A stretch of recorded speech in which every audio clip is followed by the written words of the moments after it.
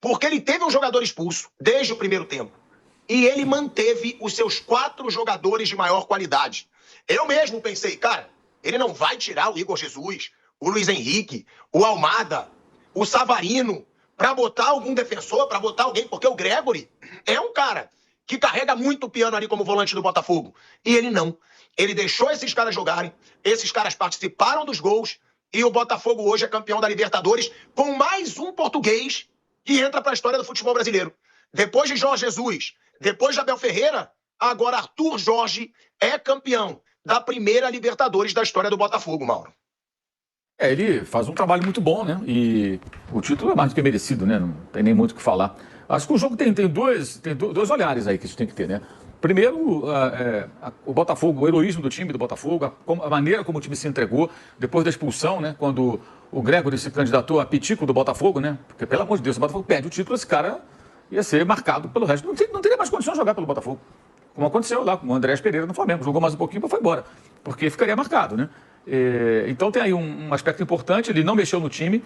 Ele manteve o time com as linhas ali muito próximas. Foi formando a linha de 6 em alguns momentos para poder defender a sua área. E contou com muita colaboração de todos os jogadores. Os homens do ataque trabalharam muito. O Luiz Henrique jogou de lateral ali, praticamente. Marcando aquele setor ali, batendo com a arana. Fez interceptação, desarme, participou muito do jogo defensivamente. Porque era um momento em que o Botafogo tinha que primeiro sustentar o 0-0. Eu até escrevi isso na rede social. Primeiro, sustentar o 0-0. Atacar não era uma obrigação nem uma prioridade. Atacar era uma questão de oportunidade. Ou seja, segura o 0-0, deixa o time correr, o jogo correr, deixa o Atlético ficar nervoso, ansioso, porque a responsabilidade do Galo ficou muito maior. O time tinha que fazer um gol, estava com um homem a mais. O que você espera de um time com um homem a mais desde segundos de partida? Que ele faça o gol, que ele utilize a vantagem. E à medida que não criava chances perigosas, foi ficando ansioso, nervoso e piorando a sua atuação atlética diante de uma passividade inexplicável do Milito, que é outro contraponto em relação ao Arthur Jorge, né? Os dois técnicos em níveis absolutamente distintos. Um muito bem, o outro péssimo. E o Atlético, quando o Botafogo conseguiu ocupar o campo de ataque, trocar o passe no campo de ataque, foi um momento que só o John, o goleiro, estava no campo de defesa, todo mundo no campo ofensivo, até os zagueiros, o Botafogo se postou no campo de ataque, trocou passes, surgiu o erro da defesa, na bola rebatida, e o gol do Luiz Henrique, que já tinha feito uma jogada individual antes, né, daquela bola rebatida. Depois o Arana falha, para mim ele falha, que ele faz uma proteção ruim, coloca o Everson numa roubada, ele não acreditou na velocidade do Luiz Henrique, e o Luiz Henrique chega na frente, o pênalti de fato acontece. Acho que o árbitro até não marcou, porque como tem um VAR, ele ficou na dúvida, de repente, se tocou na bola ou não, preferiu ver no VAR e acertadamente marcou a penalidade. E o Botafogo ele fez 2-0. Aí um gol no começo do segundo tempo, aí o Atlético muda no intervalo, demora muito, Milito. Gente, jogar com o Lianco, depois da final da Copa do Brasil com o Flamengo, que ele já foi muito mal, insistir no Lianco, e depois da expulsão do Gregory, continuar com aquela linha de 3 ali, ele tinha o Saravia e tinha o Mariano no banco. Tinha 2 laterais direitos. E aí ele mantém aquele sistema de jogo e toma o gol assim mesmo, daquele lado ali do Lianco. A bola rebatida, o gol do Luiz Henrique. Muito mal o Milito, muito mal o Atlético. E o Botafogo foi muito bem. Passou por momentos de dificuldade no segundo tempo. É natural, né? Time muito pressionado, muito tempo com homem a menos. O Atlético jogou com o time reserva no meio de semana pelo Brasileiro e perdeu para o Juventude. Enquanto o Botafogo jogou completo, uma decisão contra o Palmeiras e venceu o jogo em São Paulo, né? Então você tem um cenário aí de um Botafogo que passou por uma semana muito mais desgastante. Natural que tenha tido uma queda no segundo tempo. Mas não foi nem tão difícil suportar toda a pressão, porque o Atlético não tinha jogo aleatório, né? Só jogadas aleatórias. Quando o Botafogo errou, o Vargas teve 2 claras oportunidades, perdeu ambas, como perdeu contra o Palmeiras em 2021. Lembrando aquele jogo de Belo Horizonte, o jogo aqui foi empate, São Paulo, em Belo Horizonte o Atlético fez 1-0, na sequência ele perdeu um gol feito. Por 2-0 e o Atlético se classificaria. Mais adiante o Palmeiras empata o jogo e pelo gol fora, que era na época critério de desempate, que foi 0-0 em São Paulo, o Palmeiras avançou e foi campeão depois da Libertadores em cima do Flamengo e Montevidéu. Então, o Vargas tem uma fama de perdedor de gol desde os tempos lá do Grêmio e tudo mais, né? E desperdiçou 2 grandes chances. Mas fora isso, o Atlético criou muito pouco. Teve o chute do Hulk, de uma boa defesa do John, né? Muito boa mesmo, que ele espalma a bola para o lado, né? Ele não rebate. Se ele rebate, tinha 2 jogadores do Atlético, era o Daverson e mais um, não lembro quem agora, que estava ali perto, talvez o Paulinho, esperando um rebote eventual. Ele não deu rebote, foi muito bem o goleiro do Botafogo. E assim o Botafogo consegue aí o título merecido. Começou muito mal a Libertadores, na fase preliminar.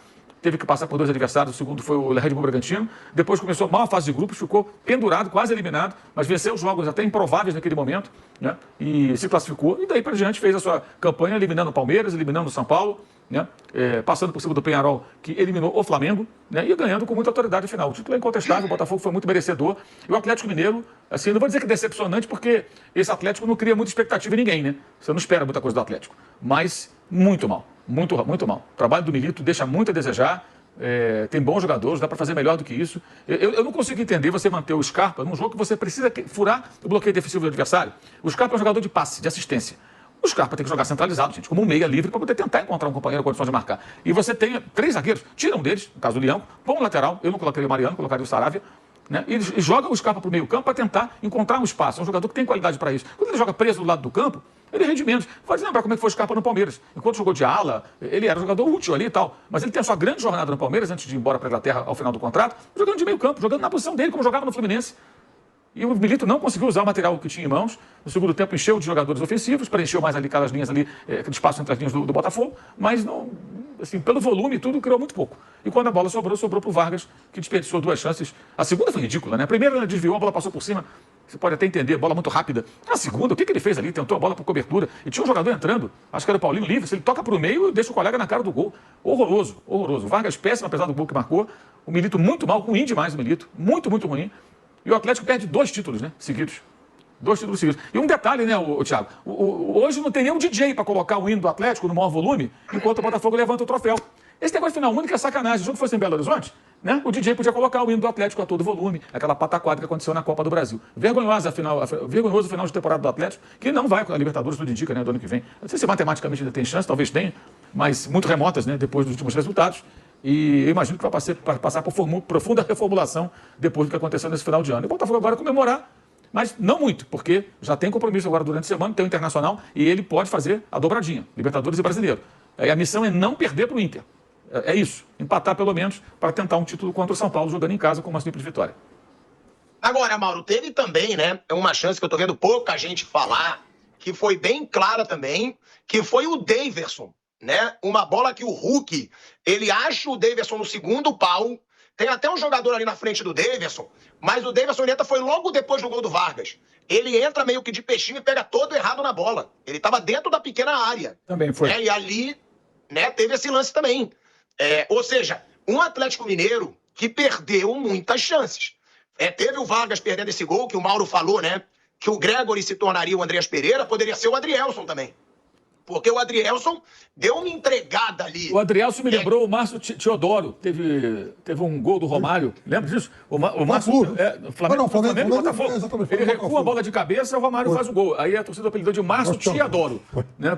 Foi muito parecido. 95, muito parecido. Né? Isso. Eu lembrei na hora. Falei, cara, o Márcio Teodoro. Recuou de cabeça, o Romário fez o gol. Aí hoje o Vargas, o Romário, né? Não aproveitou. Mas eu acho também, Thiago, assim, muitas chances, mas um jogo muito aleatório. É bola cruzada, é o Hulk de ponta direita, corta para a esquerda e tenta o cruzamento. Corta e tenta o cruzamento. É basicamente isso. O time não consegue criar uma jogada, trabalhar a bola. Cara, um homem a mais com segundos de jogo e o técnico não faz nada. Nada. Ele não mexeu em nada. Não mexeu no posicionamento dos jogadores, não mexeu na escalação, não mexeu em nada. Esperou o intervalo quando estava 2-0 contra. Peraí, não, muito mal o Milito, muito mal o time também, o time do Atlético, tudo muito mal. E, aliás, muito mal também a torcida do Atlético que não compareceu. Aliás, quero fazer com o registro, né? 2 coisas que eu falei. Uma, eu falei, não vai lotar o estádio, muito grande, não lotou. Mas eu falei, 20 mil vai ser muito. Foi muito mais. Tá de parabéns à torcida do Botafogo. Eu não imaginava mesmo que fossem tantos botafoguenses. Faço com minha culpa. Presença maciça, tá de parabéns à torcida do Botafogo. Foi um grandíssimo número, ocupou ali boa parte do seu setor, ali ficou tudo cheio, bonito. Do outro lado, não. Do outro lado tinha muitos claros, muitos lugares vazios. E fez bonito a torcida do Botafogo. Realmente sensacional. Aproveitando uma oportunidade, né?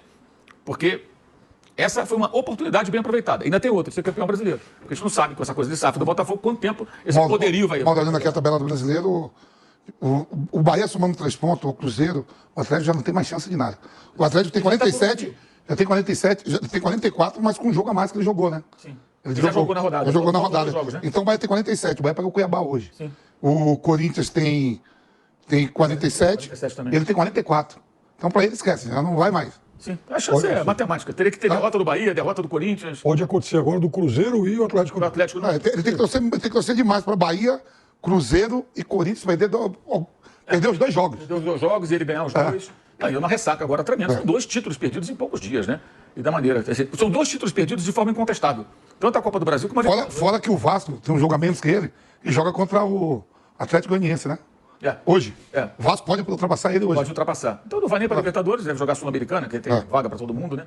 Enfim. Mas, assim, eu acho que o Botafogo também aproveitou uma oportunidade, porque a gente não sabe quanto tempo vai durar esse poderio, né, técnico do time do Botafogo, que depende de investimento, de uma hold, que ele pertence. Tem o time na França lá, o Lyon, que tem muitos problemas. Então, acho que era a chance. Eu falei isso para meus amigos botafoguenses. Falei, olha, tem vários que estão lá, inclusive. Falei, ó, aproveita a chance. A chance de ser campeão. Porque a gente não sabe como é que vai ser ano que vem, depois, tudo mais, com essa situação que está vivendo. A vitória, evidentemente, coloca o time lá no Mundial da FIFA, no tal do Super Mundial. Isso também tem o seu Tem valor. Mundial esse ano também, né? Tem. Ele vai para o Mundial também. Vai pro Mundial também, depois tem o Super Mundial. E o detalhe, né? Isso nunca aconteceu no futebol brasileiro. 3 times do mesmo estado ganharem 3 vezes consecutivas. Flamengo, Fluminense e Botafogo. E 3 no Mundial. E o Rio de Janeiro vai ser a cidade com mais times no Mundial. Não, uma coisa no Super Mundial do ano que vem. O Rio de Janeiro vai ter 3 times. Não, realmente, né? Como disse o Mauro, aí tem que elogiar. Foi gigante o que fez a torcida do Botafogo. É um estádio muito grande. É um dos maiores estádios da América e um dos maiores do mundo, o Monumental. E a torcida do Botafogo lotou o seu lado. A torcida do Botafogo tomou a cidade de Buenos Aires, né? Teve até torcedor botafoguense, amigo meu, que falou, caraca, eu não sabia que tinha tanto botafoguense escondido. Cara, e é verdade. Foi impressionante o que fez a torcida do Botafogo no jogo. A gente tem que falar da torcida do Botafogo, de como o torcedor do Botafogo lotou seu espaço no Monumental. Mas, Piperno, eu queria ainda focar mais um pouco no heroísmo do time, né? Por quê? Porque, como a gente falou, jogar com um jogador a menos desde o primeiro minuto, eu não lembro de ter visto na história do futebol, desde que eu nasci. Numa final, então, aí que eu não vi mesmo. O Gregory foi salvo pelos seus companheiros. Agora, tem que falar muito dessa situação, porque o Arthur Jorge, ele não mudou, ele não tirou seus jogadores de frente, ele confiou nos caras, os caras correram muito e tem que falar da estrela do Luiz Henrique, né? Por quê? Porque foi um cara que fizeram de tudo pro cara sentir a pressão nesse jogo final. Falaram que ele xingou os jogadores do Galo. Falaram que ele disse que o time do Galo era uma merda. Foi o que falaram. O Hulk botou uma pressão no moleque. E aí o Luiz Henrique, ele foi sujeito homem no jogo e fora de campo. Primeiro pedir desculpa, coisa que eu não vejo no futebol. É muito raro a gente ver um jogador pedir desculpa pro outro, até porque futebol é um lugar de vaidade. Né? É vaidade, é quem tem mais poder, é quem tá jogando num time melhor. O Luiz Henrique foi, pediu desculpa pro Hulk e dentro de campo ele faz o gol que abre o placar e ele briga pela bola para conseguir o pênalti, um pênalti bem burro, né? Na minha opinião, essa é a verdade, do Everson. A gente tem que falar isso, mas ele dá o pique, ele chega na frente e ele sofre o pênalti pro segundo gol. É um cara que se torna de vez ídolo do Botafogo e que eu acho que a gente tem que reconhecer, né, Piperno? Ah, foi o segundo jogador mais caro da história, mas já se pagou. Já se pagou pela premiação do Brasileiro, pela premiação da Libertadores, pode se pagar mais ainda pela premiação do Brasileiro, já foi para a seleção brasileira, se destacou na seleção brasileira e mostrou ser sujeito homem também fora de campo. Então eu acho que mereceu muito, Piperno, pela temporada dele, essa final, o Luiz Henrique.